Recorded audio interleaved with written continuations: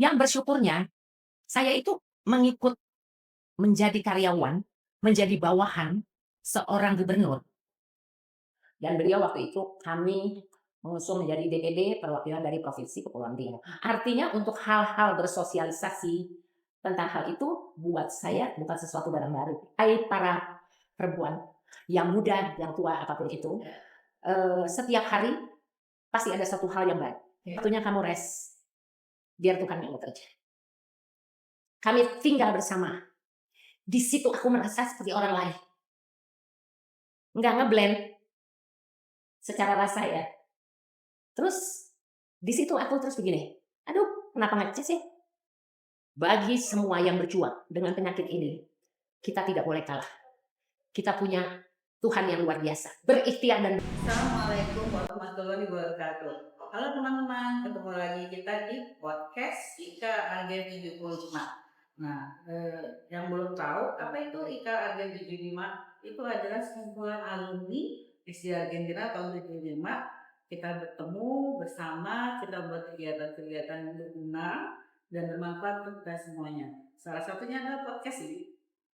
Nah, untuk kali ini untuk kali ini kita kedatangan tamu yang sangat istimewa. Dia teman SD saya juga di SD Argentina dulu. Dia punya segudang cerita, karirnya cukup bagus, organisasi sosial oke banget, dan ada perjalanan hidupnya yang mungkin nanti bisa menginspirasi kita semuanya.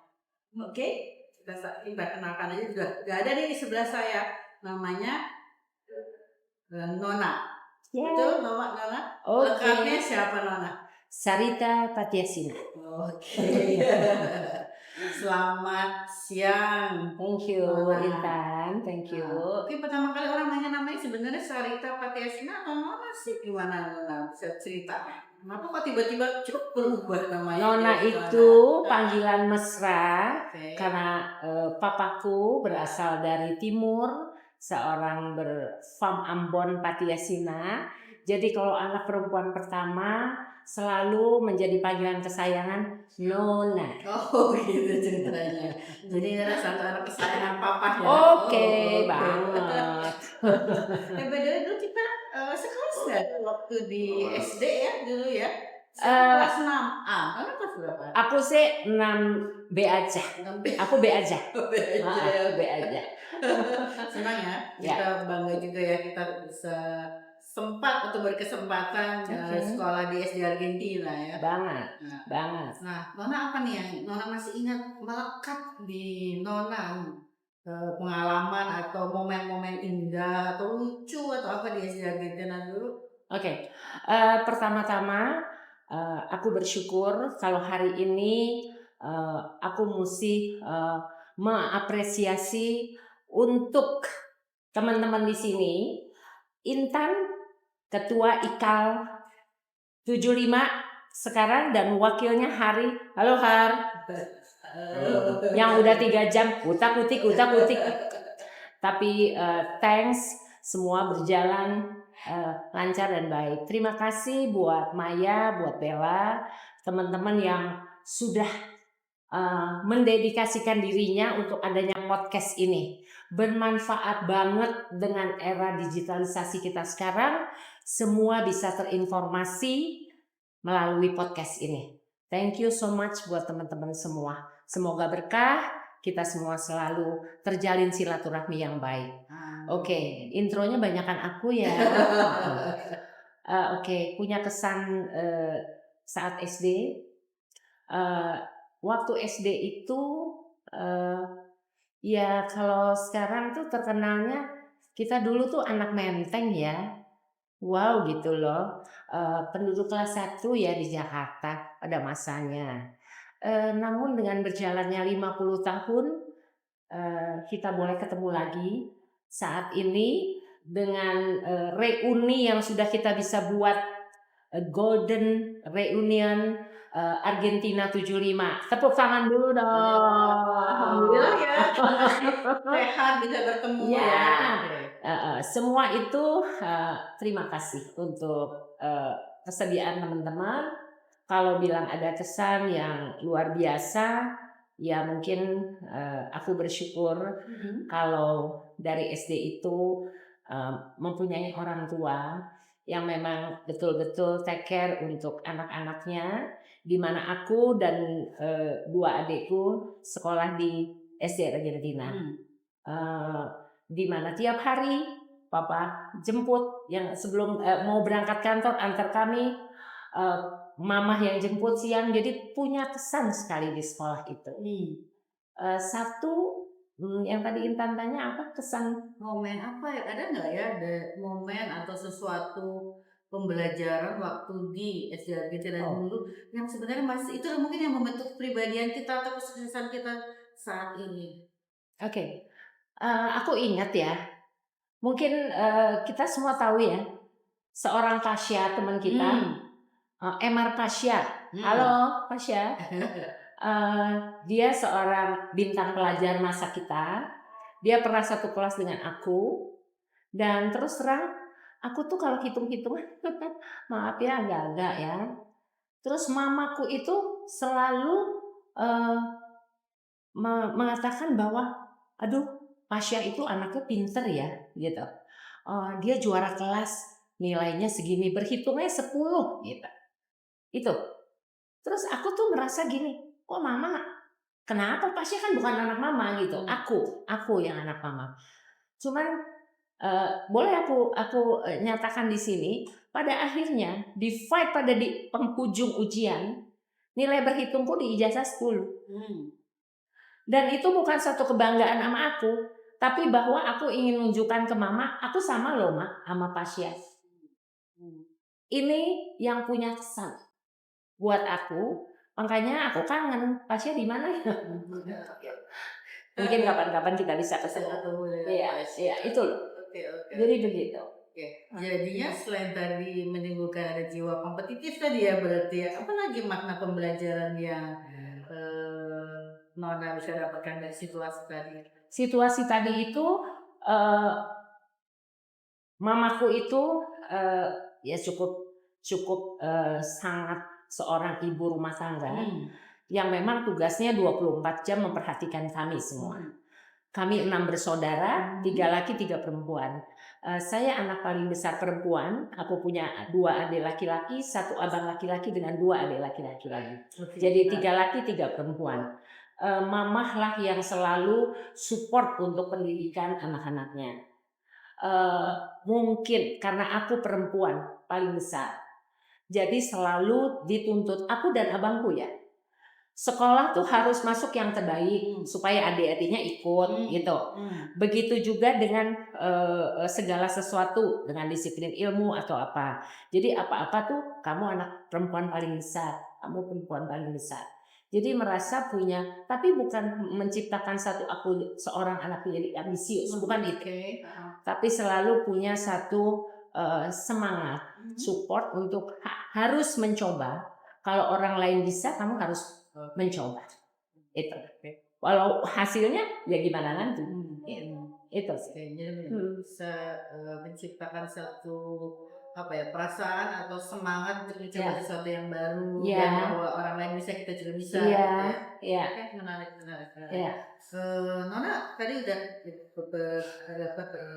berenam dari Nah setelah itu, setelah lulus dari SD, bisa ceritain sedikit perjalanan hidupnya Nona setelah itu? Ya puji syukur ya. Mungkin pada kesempatan ini juga saya ingin berbagi kepada teman-teman bahwa seorang figur papa saya yang selalu mengajarkan bahwa menghargai perbedaan. Bahwa perbedaan itu ya memang ada dan harus ada. Kita semua tidak sama. Dalam hal apapun. Bersaudara kembar aja berbeda. Ya karakter, ya sifat, ya semua. Nah keberadaan itu mungkin yang saya juga tertanam sejak kecil kami. Karena memang mama papa saya dipertemukan dengan keyakinan yang berbeda dari mama saya. Jadi setelah mama saya menikah, kami berenam itu semua kami punya satu religion, kepercayaan yang sama. Dan papa saya selalu mengajarkan bahwa kita harus saling sayang, saling mengasihi dan tolong saudara. Itulah yang terbentuk di antara kami untuk kami selalu take care sampai sekarang terbawa. Itu yang saya rasakan tentang keberadaan. Dengan berjalannya waktu, masa sekolah, perkuliahan, sampai pada titik di situ returning point saya. Saya bekerja pertama-tama di salah satu bank pemerintah di Jakarta, di mana saya juga bersyukur pada momen yang sama saya juga tidak lama kemudian saya menikah. Saya menikah tahun 1987 di saat saya sudah menjadi karyawan di salah satu bank pemerintah di Jakarta. Dilala suami saya itu ditempatkan kedinasannya di Otorita Batam. Waktu itu kami belum lama menikah. Mungkin kami juga punya plan karena mau ditempatkan di sana, maka kami menikah dulu, begitu. Tapi bahwa itu tidak sesuatu keputusan yang mudah untuk mengambil keputusan bahwa apapun itu pesan mama saya ya sama orang tua. Di mana suami kamu berada, kamu harus jadi pedati. Sementara saya tuh lagi hot-hotnya untuk punya karir bekerja, walaupun baru 4 tahun ya di bank, tapi saya punya satu wawasan, aku punya satu pride sendiri bahwa aku punya penghasilan gitu. Itu kebanggaan yang mungkin kelihatannya biasa aja ya. Tapi di situ saya punya satu rasa bahwa aduh iya ya, harus ikut suami ya. Itu pesan mama saya. Di mana suamimu berada, kamu harus ikut. Akhirnya saya pindah. Ya dengan segala inilah konsekuensi bahwa saya akhirnya diizinkan dan dapatlah untuk direkomendasi bekerja di Batam di bank yang sama. Di bank pemerintah yang sama. Itu. Nah, di situ saya berkarir 2 tahun, saya punya anak 3 perempuan. Alhamdulillah. Yang tertua lahir di Jakarta karena anak pertama nggak punya jam terbang, nggak punya pengalaman. Anak kedua dan ketiga lahir di Batam. 3-tiganya anak perempuan. Ya, berkat Tuhan buat kami. Di mana sekarang yang 2 sudah berkeluarga, yang 1 masih single. Sekarang 3 cucu yang ada. Itulah. Ya. Jadi tadi kalau saya lihat keinginan untuk menjadi wanita yang mandiri itu juga satu yang penting buat Nona ya dari tadi ya. Iya. Iya. Iya. Karena saya merasa bahwa bukan untuk satu menunjukkan bahwa ini aku bisa loh, bukan. Tapi mungkin pada umumnya ya. Manusia itu makhluk sosial. Perlu diapresiasi, perlu dihargai. Itu ada nilai tersendiri yang nggak bisa diungkapkan dengan hati. Itu sebetulnya. Oke, terus tadi setelah bekerja nih, dapat kerja kan sana di Batam ya, di bank juga ya, walaupun jauh sekarang gimana di Riau. Terus apa? Nextnya bagaimana cerita selanjutnya? Ya, waktu bekerja itu ya kalau dibayangkan cerita dalam kehidupan, kalau Intan tadi tanya karir, setengah perjalanan kehidupan aku berumah tangga itu kami ada di Pulau Batam. Oke, setengah ya. Karena kami lebih kurang ada 28-27 tahun di sana. Sejak kami mulai menikah, bayangkan aja starting tuh di sana sampai kami punya anak 3, baru setelah pensiun suamiku purna bakti, saya pun sudah selesai masa tugas, kami memutuskan untuk kembali ke Jakarta. Jadi kalau masa cerita tentang Batam, setengah hidup saya lebih saya merasakan rumah kedua saya setelah saya lahir ya Kota Batam. Kota Batam, di situ anak-anak bertumbuh, Di situ saya dan suami berkarir. Di situ banyak hal, banyak kejutan, banyak, banyak yang wow gitu yang saya rasakan di sana. Ya, itu yang luar biasa ya, luar biasa. Tinggal di Batam ya. Ya. Saya jadi ingin sedikit ya, agak melenceng sedikit. Kalau di Batam sendiri, Nona apa ya kamu rasa enaknya di Batam tuh apa ya? Ya, kalau siapa tahu pemirsa ada yang belum tahu Batam tuh apa, mungkin short aja, sedikit aja. Batam itu kota. Selama Nona tinggal di sana 28 tahun kan, pasti udah waduh tahu bener semuanya. Kami ke sana itu memang Batam itu dalam masa pembangunan. Karena memang bukan kebetulan, memang disiplin ilmu suami saya di bawah Habibie waktu itu, suami saya di BPPT. Memang banyak engineering semua untuk teknisi, pembukaan jalan semua di Batam. Jadi dari Batam zero. Jadi saya merasakan betul pertumbuhan kota industri itu yang semakin hari semakin luar biasa dan semakin kita lebih hidup. Kalau buat saya bilang lebih harus punya satu spiritualitas ya yang tinggi. Kenapa? Karena dari berbagai-bagai unsur orang yang mencari pekerjaan, siapapun mereka, itu blend di situ. Jadi saya merasakan sekali bahwa dari sejak kami menapaki rumah tangga di sana, bertumbuhnya anak-anak, berkembang, sampai aku juga bisa dipakai karena mungkin komunitasnya, institusi pemerintahnya hanya di situ-situ aja ya. Jadi saya terima kasih ya sama Tuhan kasih kesempatan. Jadi karena saya di Batam lah, maka saya bisa mengaktualisasikan kegiatan di unsur gerejawi, sosial masyarakat, institusi pemerintahan maupun politik pada akhirnya. Itulah gambaran. Ya. Jadi berarti kebayang selain tadi Batam baru bangun dari nol ya. Tapi sistem sosialnya mungkin bisa menciptakan kayak kebinekaan tunggal ikannya, banyak orang macam-macam di situ mau bekerja gitu ya. Dan Nona juga ternyata mendapatkan kebahagiaan atau kenyamanan dalam bentuk lain di sana gitu ya. Dalam bentuk lain dan sekaligus culture shock. Iya, karena Batam itu kan di Kepulauan Riau.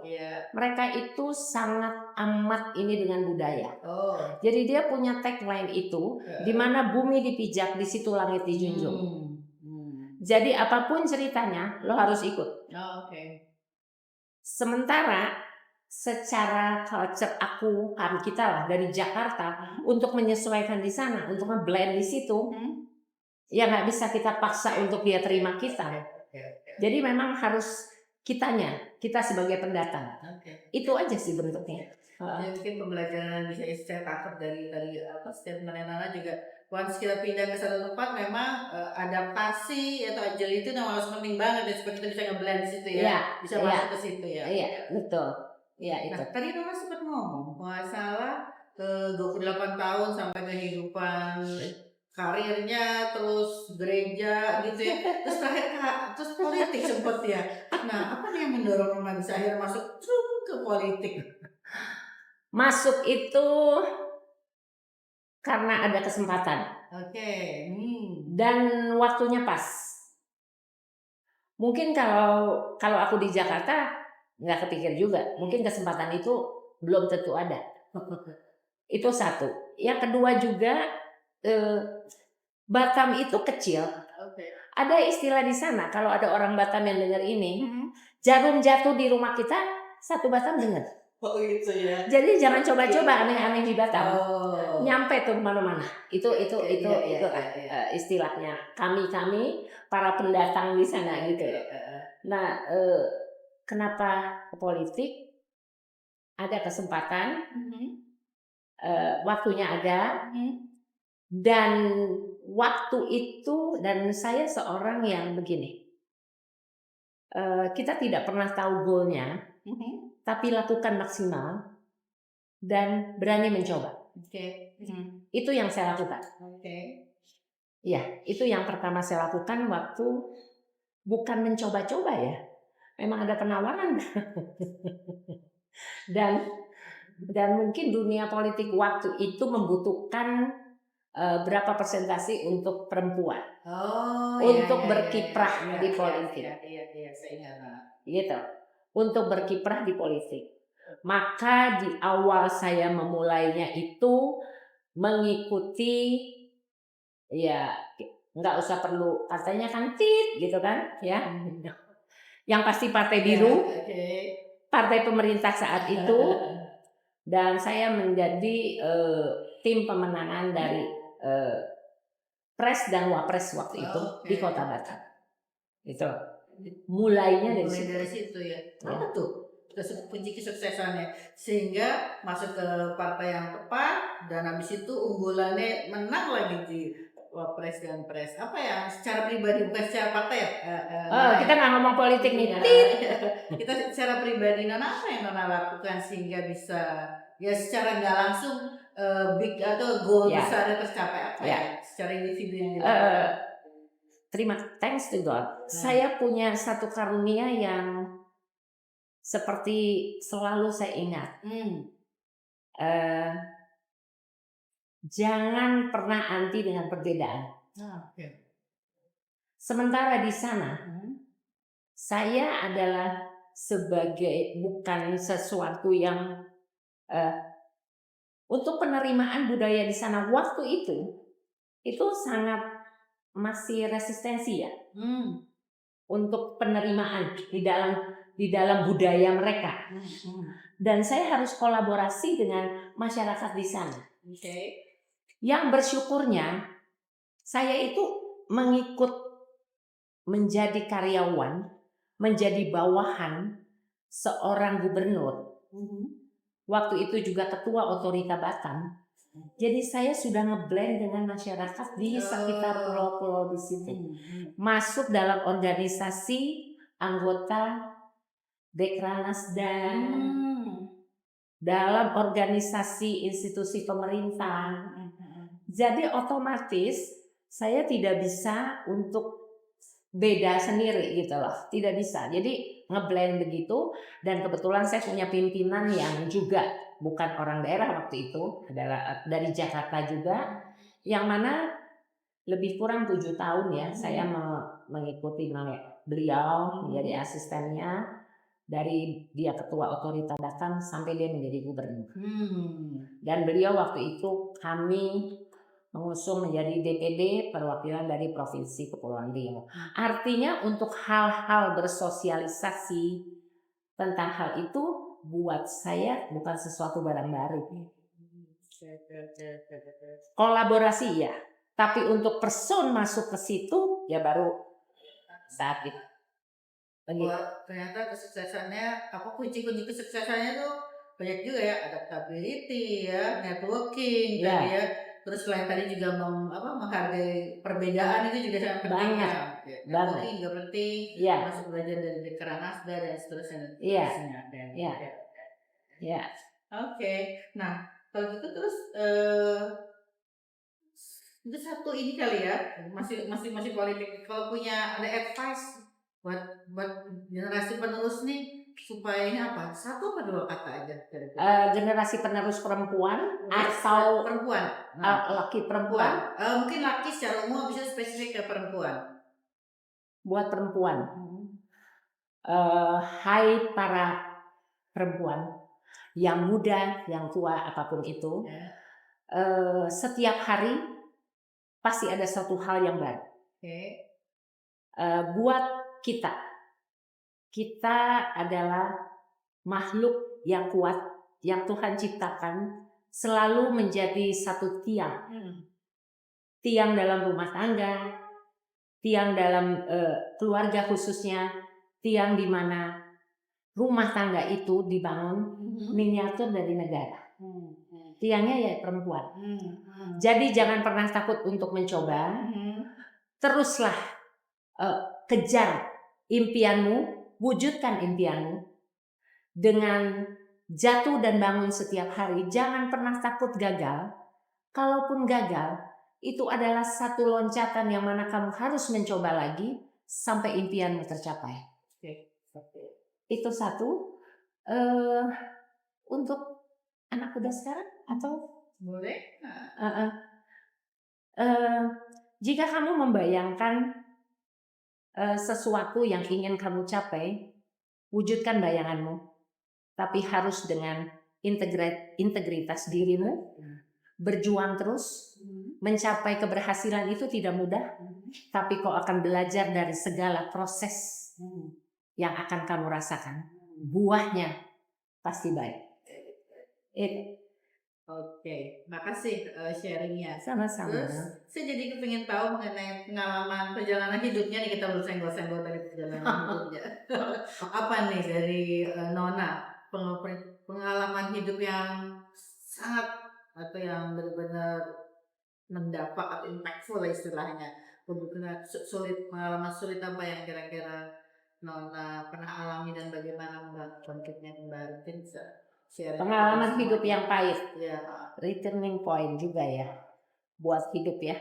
Setiap kejadian, setiap peristiwa adalah waktu kita berubah, waktu kita memperbaharui apapun itu bentuknya. Setelah kami sekian lama berkarir, punya satu jabatan di Batam dengan satu kehidupan yang cukup bersahaja, dan pada akhirnya semua ada waktunya. Seseorang itu ada waktunya, ada namanya, tapi nama ada waktu dan saatnya, tidak selama-lamanya. Jadi semua tempat dimanapun kita ada harus sadar, harus ingat. Waktu saya semua sudah aku rasakan, bukan aku merasakan bahwa wow nyaman, bukan. Tapi proses yang mungkin tidak semua orang bisa, tidak semua orang mendapatkannya. Untuk seorang aku, seorang nona, seorang kakak, seorang ibu, dan oma dari 3 cucuku, setelah kami menyelesaikan tugas di Batam, kami memutuskan untuk pindah ke Jakarta. Karena anak-anak kami 3 itu sudah berkarir di Jakarta, semua tidak ada lagi di Batam. Jadi kami pindah ke Jakarta. Pada waktu itulah akhirnya saya menyadari bahwa hidup ini bukan tentang dia atau kalian, tapi hidup ini tentang saya. Tentang saya, tentang aku. Di situ aku harus divonis untuk menerima satu kondisi kesehatan yang sangat tidak mudah, dan itu membuat aku terdiam sesaat untuk rest untuk menerima mendapat penyakit kanker di payudara kananku. Dan itu bukan sesuatu yang tiba-tiba aku dapat, tidak. Sebenarnya hal ini sudah aku rasakan beberapa tahun sebelum aku hijrah. Hanya di sini titiknya, bahwa aku merasa aku bisa, aku mampu, dan tidak penting merasakan sesuatu yang memang sudah ada signal dari tubuh saya itu sebetulnya. Karena dengan semua karir yang aku capai di sana, aku tidak kenal waktu, aku tidak terlalu care dengan keluarga. Artinya ada illusion. Pencapaian demi pencapaian terus, yang aku merasa menikmati itu. Tapi pada akhirnya, pada kesempatan ini aku harus katakan dengan jujur, sekarang waktunya kamu rest. Biar Tuhan yang bekerja. Kalau dulu mungkin aku bekerja ya. Mungkin aku bekerja juga melayani Tuhan ya. Tapi hatiku di situ atau tidak? Itu nilainya mungkin. Itu yang Tuhan ingatkan ke aku. Sekarang kau kembali, kau rest. Perhatikan dirimu, ingat keluargamu. Dan sakit ini yang membuat aku berubah. Karena ternyata sejak anak-anakku 14 tahun, dia tidak tinggal sama aku. Mereka 3 anak perempuannya tas, pakai air mata nih hari. Nanti ditit gitu ya. Mereka tinggal di boarding school. Nun jauh di Sentul. Sekolah internasional. Mama tinggal kalau kesini visit pulang, ada oma opa urus anak-anak. Pada waktu aku kembali ke Jakarta, kami tinggal bersama. Di situ aku merasa seperti orang lain. Nggak ngeblend secara rasa ya. Terus di situ aku terus begini, aduh kenapa ngeces ya? Aduh, ini kan nggak podcast air mata kan, enggak kan? Enggak, di situ saatnya aku sadar bahwa kehilangan waktu pun dengan anak-anak, aku masih bisa untuk diberikan waktu dan ruang. Thank you untuk bisa bersama. Baik. Jadi kalau sakit ini supporting 200% dari circle keluarga itu sangat dibutuhkan. Karena pengobatan ini di samping kita harus fight secara personal, secara pribadi, lingkungan itu sangat membantu sekali. Sakit ini di samping rasanya sakit banget, biayanya juga mahal banget. Saya bukan bicara yang ngada-ngada, enggak. Jadi memang Tuhan ingatkan buat saya, apa yang kamu cari sekarang? Jadi semua ada waktunya, semua ada saatnya. Kalau waktu itu tiba, kita nggak pernah tahu.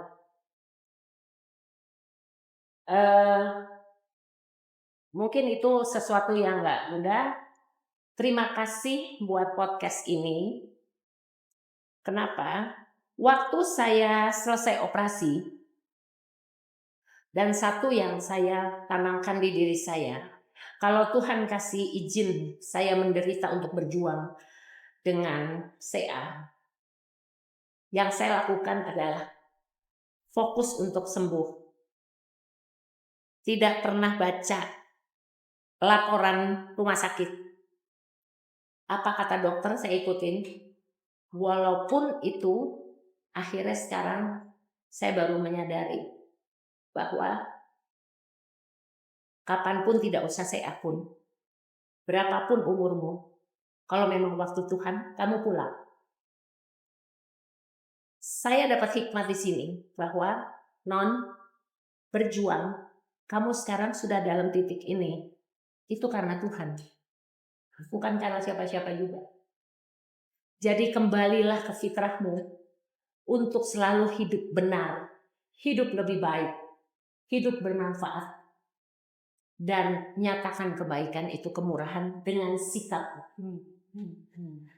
Itu yang aku lakukan.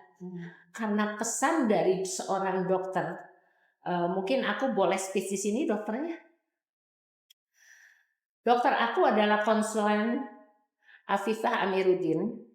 Dia spesialis breast cancer dari Trauma Taruma. Dia memang tidak kuliah di sini, dia dari luar. Dokter Afifah itu waktu pasca aku selesai operasi, berapa minggu aku kontrol, kalimat dia yang aku ingat, yang aku lakukan hari ini, bahwa dia bilang, "You are amazing." Dia baca report aku, yang tidak pernah aku baca soalnya. Jadi after, before, dia sampai bilang, "Wow Bu," dia ngomong begitu. Aku dengan kepala botak, badanku kurus, semua sudah habis. Kenapa dong? Ibu harus bikin testimoni di rumah sakit ini. Bahasa dia. Bagaimana perjuangan ibu untuk bisa sampai di titik ini. Aku yang waktu itu hanya berpikir, Tuhan, aku mau sehat, aku mau sembuh, gak peduli yang lain. Tahu apa yang terjadi? Untuk apa, Dok? Dia ngomong sama aku. Itu berarti tahun 2021. Dia ngomong ke saya. 30 perempuan di Jakarta setiap hari kena CA. Apa ibu tidak tergugah untuk itu? Oh iya dok, iya dok. Iyanya aku tuh di sini masih blank. Ibu harus bikin testimoni dari rumah sakit ini. Waktu aku pulang tahu nggak apa yang terjadi? Ih, malu ah. Kenapa malu? Ya badan gua hancur, kurus, lala. Terus itulah kemanusiaannya. Maksudnya gini. Wow, yang selama ini si Nona yang ceria, sumringah, lalali, sakit terpuruk, nggak kepikir tuh kayak gitu waktu itu. Aduh nggak ada, ntar dulu aku mesti sehat. Begitu aku dihubungi oleh temanku Maya, Non, kamu ikut podcast. Untuk acara ini aku bawa dalam doa. Apa yang harus aku katakan? Bahwa Dr. Alfia bicara tahun 2021. 2025 hari ini aku harus menyatakan bagi semua yang berjuang dengan penyakit ini, kita tidak boleh kalah. Kita punya Tuhan yang luar biasa. Berikhtiar dan berdoa. Lakukan semampumu, ikhlaskan apa yang Tuhan berikan. Semua akan baik-baik saja. Semua akan baik-baik saja. Itu yang aku sampaikan. Jadi itu pesan kepada siapapun yang mungkin mengalami pengalaman yang Iya, sama. iya. Jadi untuk keluarga-keluarga yang mungkin saudara, istri, anak, siapapun itu suami, please. Jangan jadikan kami itu suatu beban. Bahwa kami mengalami ini juga seizin Tuhan. Tapi buat report, buat hasilnya. Mari sama-sama kita jalani dengan tetap fight. Tetap usaha.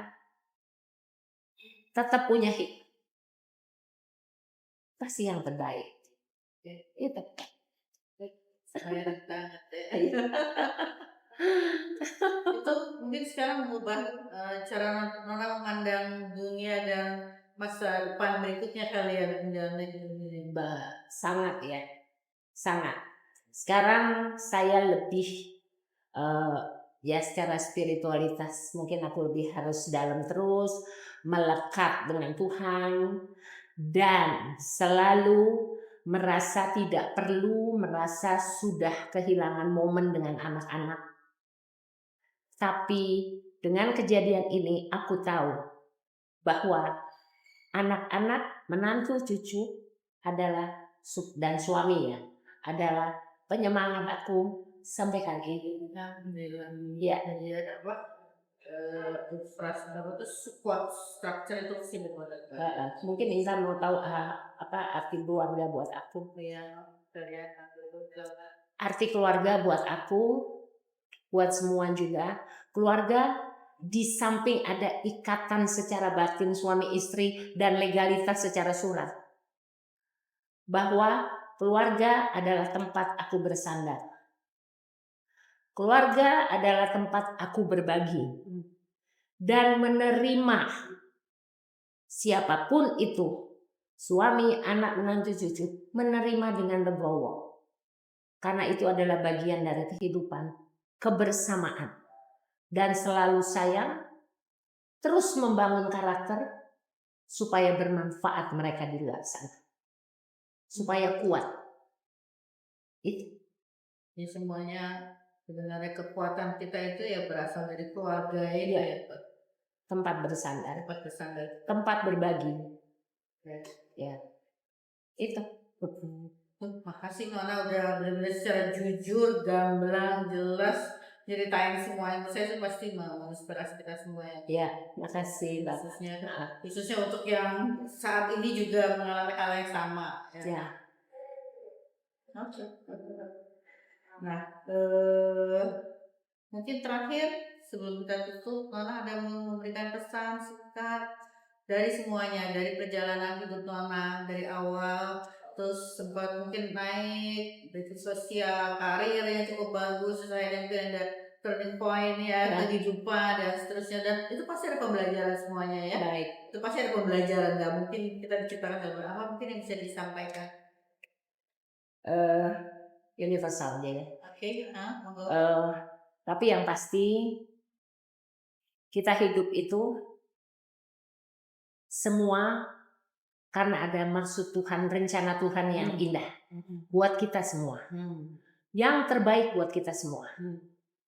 Jadilah diri sendiri, punya integritas diri, apalagi buat anak-anak, buat generasi muda penerus bangsa. Ya, kita tidak bicara mundur. Semua yang terjadi itu kemajuan teknologi apapun itu. Pegang terus, selalu dekat melekat. Spiritualitas yang dibangun. Kalau ke atas hubungan kita baik, ke masyarakat pasti baik. Itu pegangan aku, itu pesan, dan juga itu menjadi warisan buat aku dan keluargaku ke sana. Tetap menjadi diri sendiri, integritas diri, hargai perbedaan, tetap berani mencoba, jangan pernah takut. Semangat, jayalah Indonesia.